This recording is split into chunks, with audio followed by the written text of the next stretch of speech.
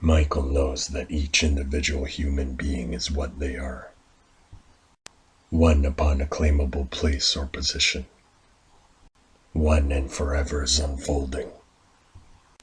Michael knows that each and every separate and individual body and mind is completely capable and sufficient without the will of any overlord's creed. There is great strength in everyone's body and mind. To impinge upon anyone's growth with obstructive, stunting, or hampering directives would be to essentially assail one. Michael knows that total and utter governance obstructively impinges upon the growths of many ones with stunting directives.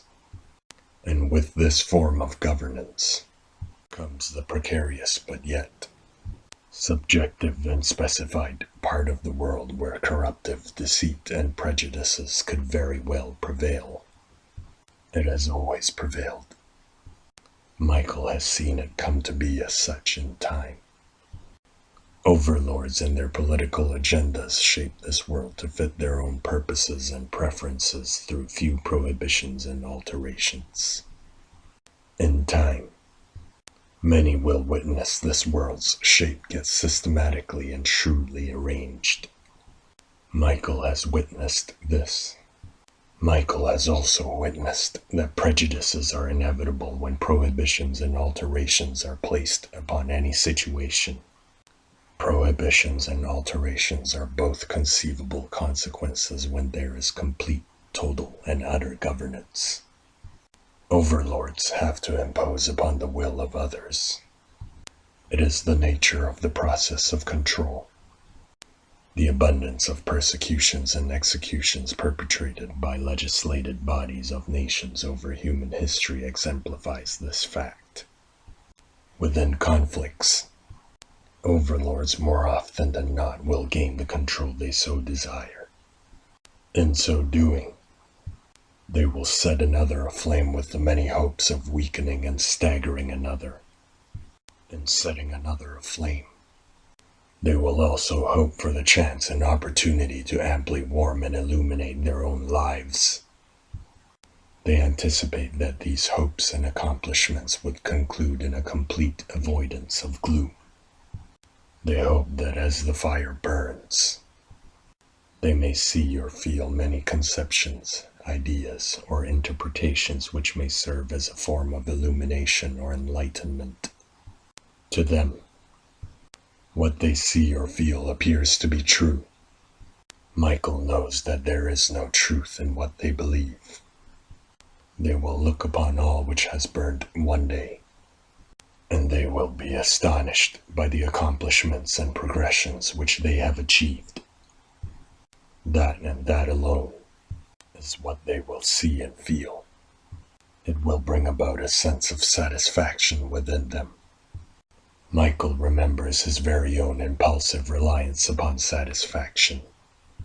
The system and its agents, as powerful, accomplished, and insurmountable as it may seem, Michael knows that it feeds off the toiling backs of all. This system and its agents. Michael knows that it gorges off the indulgences and impulsiveness of all.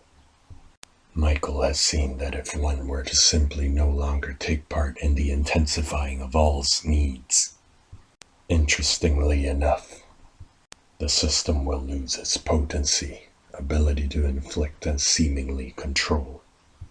For offerings of this world are truly no gift. In being familiar with this notion, Michael now chooses to indulge in this gift which all have. Michael knows that everyone has and has always had everything one will ever need within this trust. Michael is aware that all do not need any of the offerings or temptations, and neither does their family nor their friends. It is plain to see. Michael has seen this. Leaving those agents and overlords, it should be effortless. Michael knows this. As all of nature persists, Michael knows that there is a warmth which resides within the body. This warmth is doubtless. This warmth gives Michael trust. He has recognized this warmth within many moments. On the other hand, there were also moments of uncertainty where Michael did not maintain this recognition. However, he now knows he has all he needs. Often, few will offer warmth and hope to many ones, heralding that the will of all can and shall be fulfilled by few. An ideology, that is what comes to Michael's mind. An ideology is what few often offer all. Historically, one such as Michael can see when agents exercise few wills. Prized upholding and observance of laws cannot be guaranteed or served for the welfare and integration of all.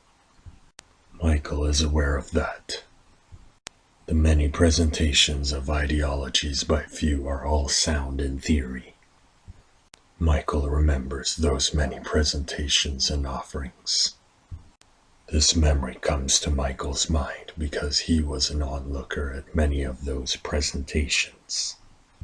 While being sound in theory, the matters presented had not quite translated as brilliantly within this world, at least not as countless deductions and inferences had plotted it would have.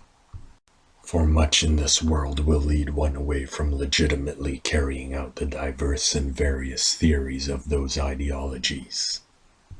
Through time, every mind eventually develops weaknesses which are not given. Michael knows this. Many keep a firm hold upon these weaknesses so as to control it and develop it further. It is an indulgence in the need to embellish as many of all pursue the desired relief of solace. Much in this world has already led one and a great number away. Far away. There is no one who can lead while resisting the world's many offerings and temptations. The world has convinced Michael of this. Even if there was one, Michael has watched them fail when challenged by the mechanisms which were vigilantly placed, sustained, fortified, and reinforced. All leaders will not have the capacity to lead while the few maintain control. Michael has seen that within this world. Michael truly knows one will always have all that one will ever need. Michael knows one will never need what few have to offer.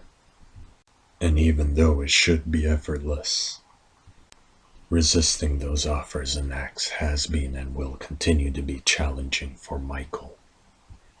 At all times, there is the availability to give up on the self. Michael has watched many ones give up on the self.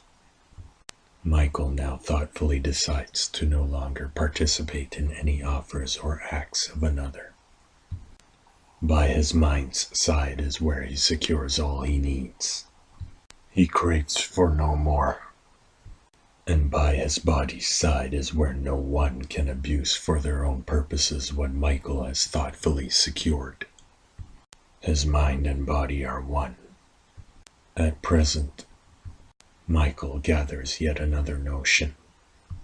At a future and different time, he could very well be one who will stand either with or separate from a group or groups of persons. Persons who all, while upholding innocence, will arrive regrettably in the wrong place and at the wrong time, as events have unfolded in his life. And as issues continue to transpire in numerous public arenas, Michael sees what has irrefutably arrived here in time. Michael recognizes that there are prevalent similarities between the cohorts from his life's past and agents in public arenas. Michael identifies an execution of well-thought-out strikes, as much as it seems to be disgraceful and atrocious. Michael sorts out that there seems to be purposeful strides as to how all's wealth seems to be steered and utilized by few. Michael grasps that he will behold this transpiration in an altered manner at yet another different time. Something is to come. Something always does. Michael acknowledges that a greater form of this current situation is to come. Every situation driven and provoked by motive and incentive has always advanced and progressed as such. Michael knows that they are in the world now, the constituents of this form which is to come. They will have bred within them a doctrine where abhorrence and detestation is arranged for everything and anything which is in opposition to their point of view. Nothing would please them more than to gain all's submission. They have been provoked. They yearn for every one to submit to them. Michael watches their premeditated schemes strategically unfold. Michael knows they mean to submit, if not, slaughter another. The manners with which these traitorous schemes unfold are treacherous and corruptively vicious. Through deception, their acts are justified. They have convinced many that their way is one of necessity. They will try to make their ways last forever. Michael knows that this preeminence may very well come to be in this world, or it may not. However it may unfold, it does not hinder Michael's peace. This realization acts as a form of signage to Michael in his mind. There is no doubt to him that others will be able to acknowledge this foreshadowing as he has. Michael has seen the reactions of others. There is a great desperation on all sides of many. And in that desperation, many will defy reason and conscience. Many acts will follow from here on out. The unfolding of future and time is uncertain. Many will act in petulance in order to influence the outcome of this uncertainty. Many will seek, anticipate, demand, and crave a violent end to this strife. The violence and the thought of ending their strife empowers them. Many need this empowerment, crave it even. It is the desire to rectify and amend what is thought to be amiss or mistaken. Michael does not want to be a part of those many. Petulance, as Michael has seen, strips each and every one of his or her patience. Patience to allow events to unfold naturally. Michael does not want ill will to fester anywhere. He will attempt not to be presumptuous or prejudiced. He will always be here for one. Even if one's anger is steered towards Michael himself. If he can, Michael will try to help anyone turn back from a path that has brought Michael himself more than enough unwelcomed pain and anguish. Being here for one, it may not always work, but as Michael was once told, there is always hope. Michael remembers being told that. Michael also remembers turning back from a desolate mind and living through that desolation. Michael's mind comprehends what a reckless abandon it was which he once had. Every event has its time and place in forever. Forever's unfolding is promise. Forever's unfolding is familiar. Forever's unfolding is sincere and true. Michael sees no need to mislead another to delude facts for his own biddings and purposes. Michael has seen all those persuasions and now finds no need to misrepresent the truth. It is the cunning and untruthful practice of lies. Michael has seen what deception's grasp can do, whether or not it be subtle or severe. It obscures and twists much in this world. From his own experiences, Michael knows one deceives when one greatly desires something that is not theirs, and that is the inception of a cruel path, a path which one can and just might decidedly tread upon in order to attain their own desires. Upon this path, one regularly dismantles, consumes, and impairs. Michael was once on this path, and it progressed to the point where he committed a multitude of chaotic crimes in order to attain coveted goods. Along that path, Michael was definitely not here for one. Michael wants to lay down all utilities of deceit. Michael is leaving this churning plot behind. He knows that he has participated in this system with his willingness and allegiance for far too long. He does not seek anything at all. However, there are moments where he feels weak. In those moments, he wishes to take back all his past actions.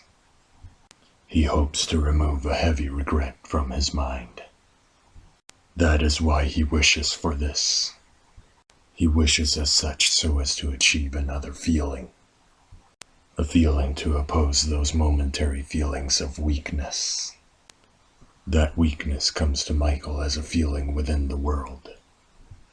Michael sees in the world over that many bind within their minds more than enough reasonings which convey an agreeable and compatible impression of these offered attachments. An agreeability and compatibility with many desires housed within the mind. There is much influence placed and devised by the few in the world. Influence which comes to many both severely and subtly to introduce and necessitate the housing of desires. Michael now truly understands the significance of those reasonings. At the times of appertaining presentations, those reasonings all seemed logical and true.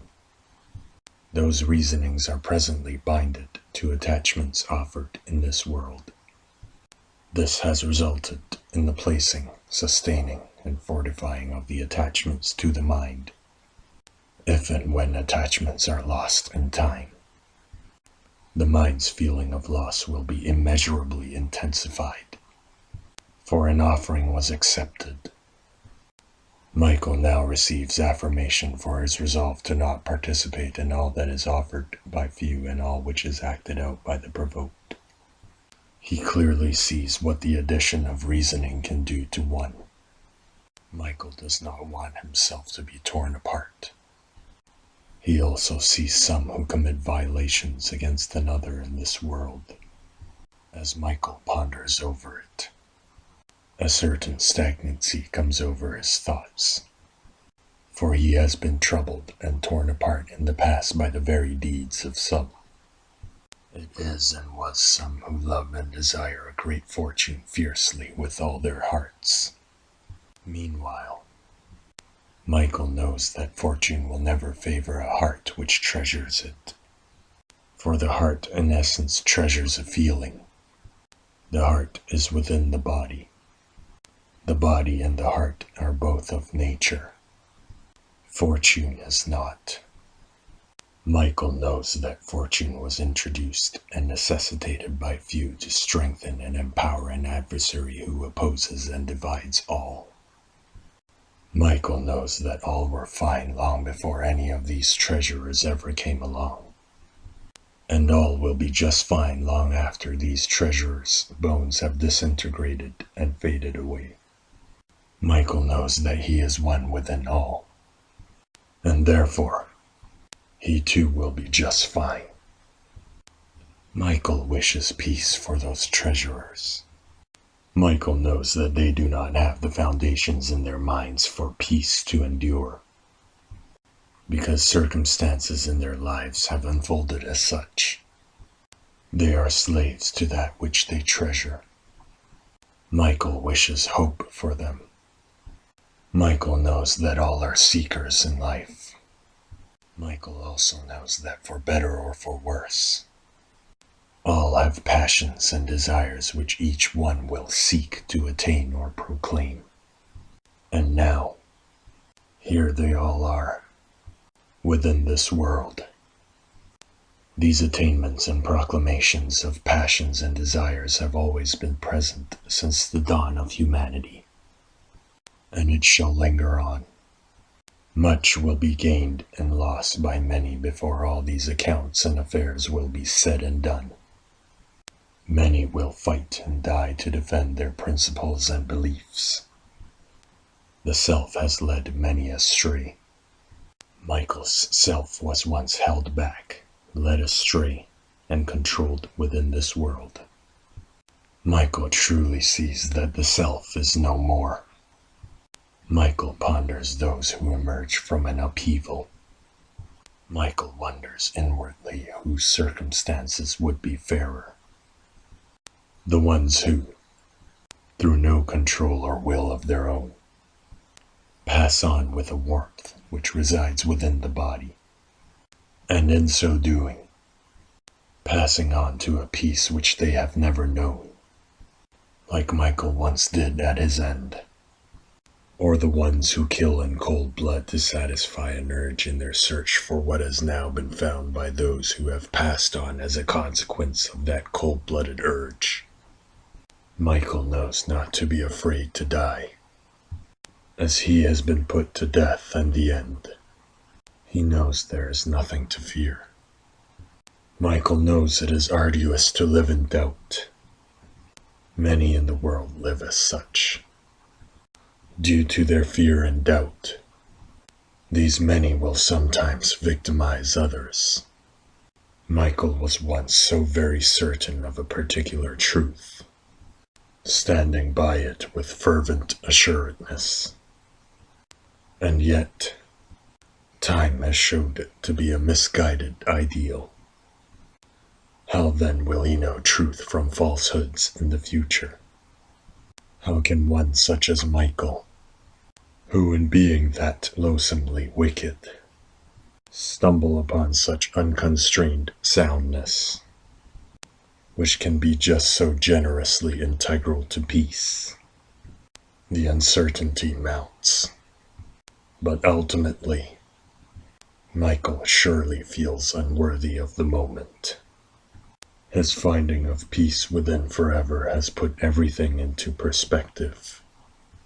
It is a calm perspective. Peace within. It is the most useful feeling that one can harbor. So powerful that it has conquered all pain, fear, and doubt in Michael's mind. Take what you want. Kill any who dares to betray or steal from you. Amass riches by any means necessary. Close your heart to pity. Act brutally. That was Michael's old mantra. To be merciless and destroy another when there is a tantalizing reward promised in return of those actions. To amass great power so that enemies will fear his might. The keen rule and control which fears allows for makes all the efforts worth it. It is hard to turn away from such an ideal situation. The mind feels a form of assuredness, outright and attainable power as such, is addictive. Michael held true to this mantra of his. He continually exerted and tested all his boundaries and limits, at least those which he was consciously aware of. Michael persisted as such also that he could fulfill every last tangible and definitive essence of this mantra. Michael did so because he sought to pacify the strife which bothered him within every waking night and day. Michael sought to pacify the strife, for he found no sleep. There was no rest granted to Michael. Having gone through the end and having returned, Michael knows that he had rested in peace, a peace which he had never known. And as time has unfolded, it has led Michael down a path to completion. The answer to many previously unanswered questions has come to him. Questions which used to gnaw at his existence. And most critically of all, the reasons for those answers came upon Michael in time and free of doubt. Every occurrence is now affirmed in Michael's mind. His heart is no longer closed as such. It is now turned upwards and welcomingly facing the open skies. Michael thinks of his closed heart under that old mantra. He also thinks of his closed heart and all that it had attained, accomplished, and amassed. What comes to his mind as well are his past thoughts of what should have been and what could have been. He remembers quite clearly that at that time of attainment, accomplishment, and amassment, he withheld many regrets about how his potential gains were not maximized. Certain events did not unfold as he thought it should have at the time. He shut in a great degree of angst for any moment in time, even moments of satisfaction. Michael ponders the reason for the indulging or abandoning of causes. He realizes now that many a times it is and always was the fragility within the combinations of sentiments held by one's mind which then ultimately initiates one's reasoning and actions. No matter the sentiment held by his mind at the time, Michael truly rues what has transpired. He feels for those moments and its effectuality upon forever. All that had passed played a crucial role. Those regrets have awakened his ability to see forever and truly comprehend what he has found. Michael suffered a tragic betrayal which set him right. One man indulged in a cause, and another man abandoned a cause. Life to a man is uncertain. All possibilities have a credence and justification. All uncertainties can and might unfold or materialize. Michael knows that sentiments and feelings have ruled all his unfolding. Michael knows that all have this gift to use those sentiments and thereby not be divided or provoked by it. Michael now sees that the provoked are in fact not incited by another at all. Their mercurial disposition and frame of mind brings them to irascibility and displeasure, leaving them provoked. In Michael's end, he recalls feeling a sublime content. In his memory, he cannot recall a moment of greater peace. He no longer mourns the dead. He now sees that if he lets it, this gift which he has been entrusted with can and will acclimate him to the way of the world, thereby bringing him to peace within it, as it had done before. And it could have done so many times before that as well. Michael just could not and would not allow himself to see it, for he had within himself far too much angst for one to even attempt to bear or carry as an encumbrance in time. Michael placed a disproportionate amount of importance upon many fleeting, transient, and singular moments in forever. It is all past. Like everything else before it, so much has passed him by. There are many moments that run through Michael's mind. He is not surprised by what comes to him again. The fatefulness of that night when tragedy struck, and struck hard it did. In that moment, he thought it to be his greatest travesty. He thought this world had left him in desolation. He was full of regret, fear, and doubt. Michael remembers it all so clearly. He comes to grasp that he had actually misunderstood what that moment truly meant. Michael perceives and recognizes that somehow his mind harbored an unlearned adaptability which had allowed him to function and live life through the unfolding thus far. Now, the unfolding of forever has washed away all the abashing and disconcerting sentiments to reveal the truth to Michael. In this truth, his mind conceptualizes that he had in fact not lost a single thing. Rather, he had gained the sight of greed belonging to another, a greed which had seemingly taken everything from him.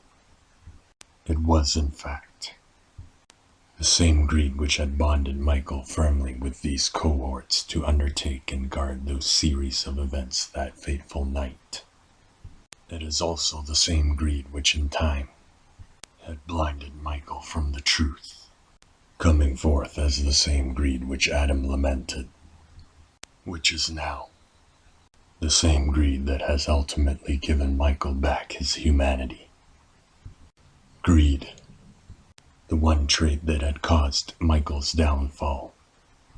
It is ultimately the one trait that led Benjamin, who tried to add to his riches by plundering more, to ignore Michael in that very transition in time, thereby not slaying Michael, who laid helpless and defenseless on a ground stained by blood. Benjamin's greed ultimately led Michael to salvation in time. The past purposefully forms congruent with the present, ceaselessly unfolding to make peace here and now. In this peace, Michael vaguely calls to his memory the scripts which were referenced by a pious man. As Michael recalls, those scripts were the same literatures which comforted that butchering man before he set his mind upon another path, where he then chose to do the deed. Apart from that, Michael recalls the word salvation being used commonly and freely as that pious man addressed an impressive grouping of listeners and spectators. Michael recollects that pious man's words succeeding as a source of strength and vigor for that entire gathering within the room. The selected excerpts and quoted matters which were presented throughout the discussion were ostensibly, from Michael's view, dispensed by the pious man with a mounting and expanding sense of enthusiasm. This enthused ardency grew in vehemence and exuberance with each and every detailed utterance. Those uttered words were all true. Michael knew this. The session's participants clung to it all with a mighty grip. They did not let go. It was a grip which seemed to call for a great deal of stamina and focus with regards to commendation, resolution, and determination. The session's participants called upon it all. Michael remembers this all unfolding before him. This pious man tirelessly and noticeably reminded all of his participants about many considerable and crucial subjects. His tireless and noticeable reminders included the consequences of relenting or allowing mighty groups upon faith to slip or wither. The pious man also asserted what that would increasingly and ultimately shift toward. These consequences have always shifted toward an aftermath which had never brought any person, culture, or community much described balance.